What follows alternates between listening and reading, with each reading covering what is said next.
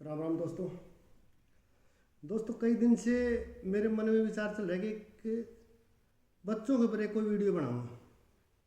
काफ़ी दिन से ख्याल चल रहा था। आज मैं कुछ अपनी जानकारी साझा करना चाहता हूँ। ठीक है।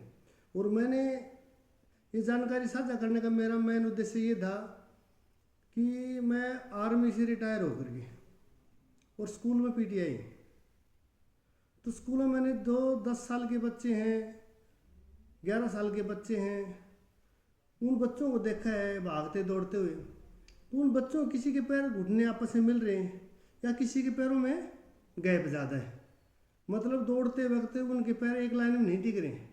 किसी के पैरों की जो शेप है ना, जो पंजों के वाइड भाग रहे हैं, तो वाइड पैर रहेंगे तो घुटने क्या है आपस में टकराएंगे। ठीक है। और या फिर किसी के पैरों में गैप ज़्यादा है, आवश्यकता से ज़्यादा गैप है, तो उनके भागने दौड़ने में काफ़ी प्रॉब्लम आ रही है। तो इसके कुछ कारण हैं, उन कारणों के बारे में बताऊंगा और इसको ठीक करने के कुछ तरीके हैं तो उसके बारे में बताऊंगा। ठीक है जी। खास करके ये वीडियो माताएं, बहनें या पेरेंट्स जो जिनके छोटे बच्चे हैं उनके लिए बहुत ही ज़्यादा ज़रूरी है। ठीक है।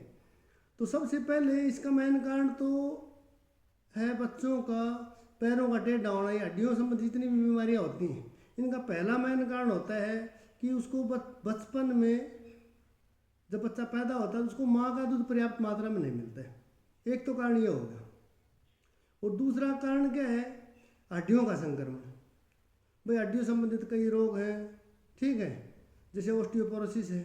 ठीक है। या हड्डियों का कोई भी संक्रमण XYZ, तो उसकी वजह से भी क्या है, पैरों में ये टेढ़े मेढ़े पैर हो जाते हैं।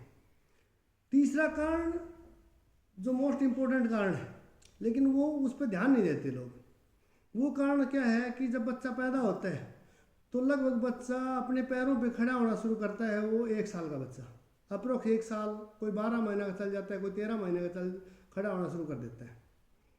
लेकिन अगर घर में 4-5 मेंबर हैं और छोटा बच्चा लाड प्यार का रहता है, तो उसकी एज से पहले ही उसको क्या करेंगे, वो 7-8 महीने का जो घुटने के बल चलता है, उसी को 6-7 महीने को ये उंगली पकड़ के खड़ा करके उसको खींचना शुरू कर देते हैं चलाकर। अगर दिन के अंदर अगर 4-5 मेंबर हैं, उन्होंने हर 2 घंटे 1-2 घंटे के अंदर बच्चे को खड़ा किया, उसको बार बार खींच रहे, तो बच्चे को जब खींचेंगे तो बच्चे के पैर कभी इधर टिकेंगे कभी इधर टिकेंगे, तो उसका बैलेंस क्या है, लड़खड़ा के चलेगा, कभी पैर स्पीड पे आएगा, कभी बॉडी वेट स्पीड पे आएगा। ठीक है।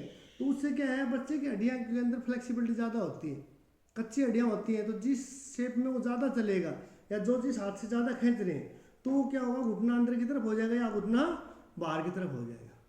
तो ये पैरों में मतलब मोस्टली ये प्रॉब्लम अगर उसको 1-2 बार खींचने से होती नहीं है।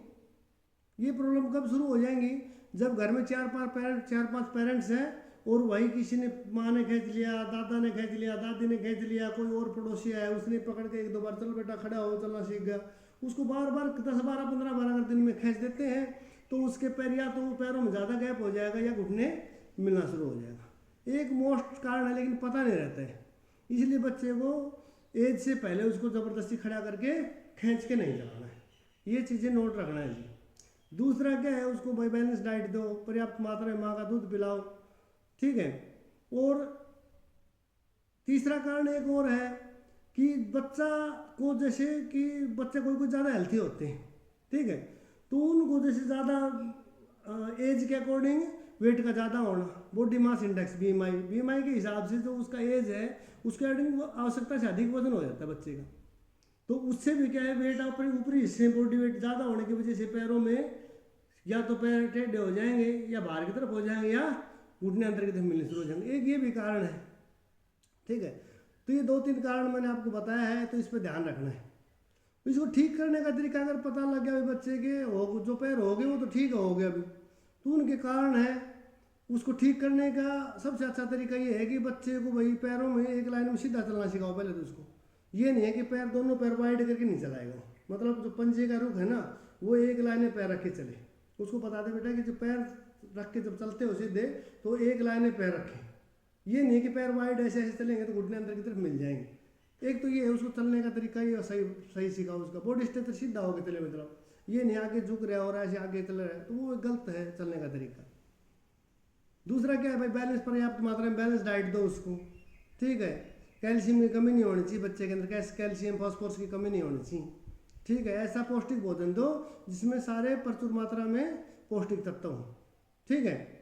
दूसरा, उसका अगर पैर किसी के भाई घुटने मिलने ही लग गए हैं तो उसके लिए उसको क्या है कि दोनों पैरों के बीच में जब भी सोता है तो तकिया लगा ले, तकिया रख के सोए, ठीक है। या दोनों हाथों को ऐसे या किसी चीज़ को, या मान लो कोई कपड़ा या लत्ता या कोई तकिया है उसके दोनों पैरों बीच में रख करके और इस पोजीशन में खड़ा होकर के ऐसे होल्ड करेगा तो उससे पैरों में थोड़ा थोड़ा गैप होना शुरू हो जाएगा। तो उसकी और एक है कि जैसे हम स्टैंडिंग पोजीशन में किसी पोल को या बार को पकड़ करके लगातार अगर हमें एक पोजीशन में, अगर इस पोजीशन में यहाँ से हैं, अगर इस पोजीशन में है तो अगर बार बार पैरों को वाइड करके और पैरों को ऐसे बैठ करके ऐसे उठेंगे तो उससे भी इसको हम लगातार 10-20 बार 30 बार अगर लगातार इसका अभ्यास करेंगे तो उससे भी कुछ सुधार हो जाएगा। कुछ स्ट्रेचिंग एक्सरसाइज हैं, ठीक है। उस स्ट्रेचिंग एक्सरसाइज से, या गरुड़ आसन है, 1-2 आसन है, गरुड़ आसन करोगे तो उससे भी ठीक हो सकता है, ठीक है। और कुछ स्ट्रेचिंग एक्सरसाइज है जैसे कैट स्ट्रेच हो गया, ठीक है। और कुछ पैरों की स्ट्रेचिंग है, काफ मसल की और हैमस्ट्रिंग मसल की स्ट्रेचिंग है, उसके करने से भी इसमें सुधार हो सकते हैं, ठीक है। जय हिंद दोस्तों। और आगे भी मैं इसके बारे में कुछ और वीडियो बनाऊंगा, ठीक है। शरीर के ऊपरी हिस्से में जो हमारा स्पाइनल कॉर्ड है इसके बारे में अब नेक्स्ट वीडियो बनाएंगे। कमेंट करके बताना अगर किसी को और भी कोई ज़्यादा जानकारी चाहिए तो। जय हिंद, जय भारत।